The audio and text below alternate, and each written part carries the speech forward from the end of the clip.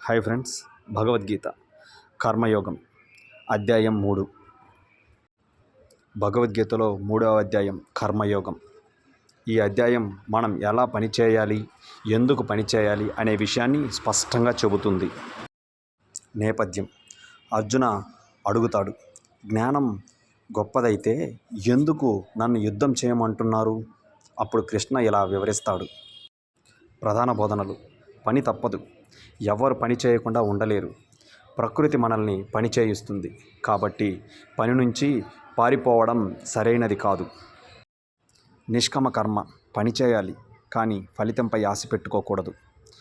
ఇదే నిజమైన కర్మయోగం. యజ్ఞభావం: మన పని సమాజానికి ఉపయోగపడాలి, స్వార్థం లేకుండా పని చేయాలి. ఇలా చేస్తే జీవితం పవిత్రమవుతుంది. కోరికలు, కోపం: కోరికల వల్లే కోపం వస్తుంది, కోపం వల్లే జ్ఞానం నశిస్తుంది. కోరికలను నియంత్రించాలి. ఆదర్శంగా ఉండాలి: గొప్పవారు ఎలా జీవిస్తారో ప్రజలు అలాగే అనుసరిస్తారు, కాబట్టి మంచి మార్గంలో నడవాలి.